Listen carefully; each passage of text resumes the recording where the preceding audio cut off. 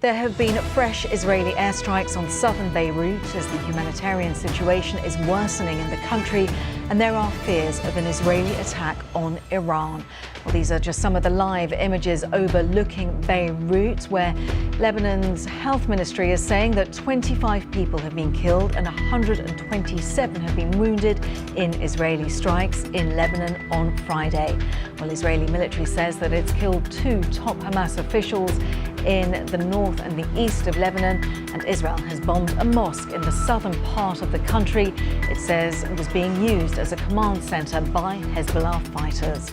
Well, the building was next to a hospital, and at least 4 hospitals are now closed in the south because of those Israeli airstrikes.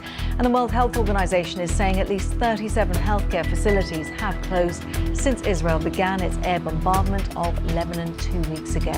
The UN says that more than 200,000 people have fled Lebanon into neighbouring Syria, while Hezbollah says that it's fired rockets at the Ramat David air base near the city of Haifa in northern Israel, and sirens have sounded across northern Israel this morning. And this new line came in today amid growing international pressure on Israel. The French President Emmanuel Macron has said that a political solution should be the priority and that there should be a halt to the delivery of weapons used to fight in Gaza. Now, he also added that France is currently not sending any weapons to Israel. He made those remarks during an interview with the French broadcaster France Inter. Well, Nick B has more on Lebanon. Israel is stepping up its strikes in Lebanon. Beirut rocked by more blasts overnight and this morning, as the Israeli army says it continues to hit Hezbollah targets, including near the city's airport. But the expanded assault has forced more than 1 million Lebanese from their homes in the past 2 weeks, many taking refuge in the capital. There may be glimpses of normality, but this is not the safe haven they hoped it would be. The Lebanese people are used to this. This is not the problem. The problem is with how we're living, with the people who are sleeping in the streets. You need countries to start taking action. The situation is a disaster and we're living through it. What should we do? We cannot go anywhere. We cannot travel. All the country is at risk. And because of that, we have to live. What should we do? We have to live with it. Israel also hit the northern Lebanese city of Tripoli in the early hours. This the damage after a commander, not from Hezbollah, but from Hamas, was killed, reportedly along with his wife and 2 children. The commander was killed by an Israeli drone, this man says, explaining that others living here would follow the path to martyrdom.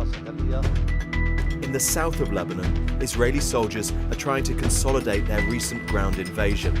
But Hezbollah say there have been fierce clashes and claim to have wounded advancing Israeli troops. Over the border, Israeli aircraft have been in constant action as Hezbollah fires more rockets into Israel and fights back. Nick Beak, BBC News in northern Israel. Well, as this crisis continues and escalates, let's cross over to Tel Aviv to speak to the BBC Persian special correspondent Kazra Naji, who joins us live now. And Kazra, just as we're seeing the intensification of these airstrikes, both from Israel into Lebanon, from Lebanon into northern Israel, just what do we make of the situation on the ground?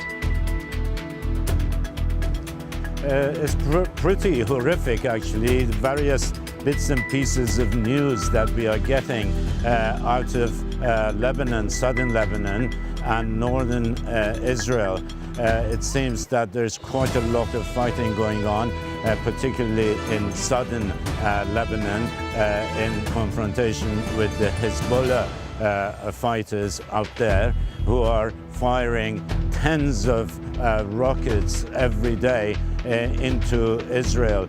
I think on average this last few days they've been probably firing about 150 missiles a day into Israel. And beyond that, Israel is ordering evacuation of even more areas in southern Lebanon, and bombing raids by Israeli aircraft is continuing. And Israel so far, in the last 3 days at least, they've lost at least 13 soldiers in the fighting, which is quite high for Israeli military to lose 13 people in 3 days. And we're getting indications that still they are transferring the wounded from the north back to hospitals here in Israel. So things are hotting up in the north. So things hotting up, Kazra, in the north. Of course, Iran monitoring all of this. Any reaction from them? No, here in Tel Aviv it's quiet, but suspiciously quiet, in a sense that we are expecting Israelis to respond to Iran's missile attacks on Tuesday night any moment, any hour, any day. We know that Israeli military, political leaders and intelligence people are constantly meeting here, discussing various options they have for attacking in Iran. The targets from Israel's nuclear facilities to Iran's infrastructure of gas, electricity, power, to air bases and military bases in Iran. These are all part of the choices that Israelis are discussing. We hear also that the commander of CENTCOM, American forces in the region, General Michael Kurilla, is going to be here in the next few hours to coordinate actions by Iran and Israel and the Americans so far as this attack is concerned on Iran.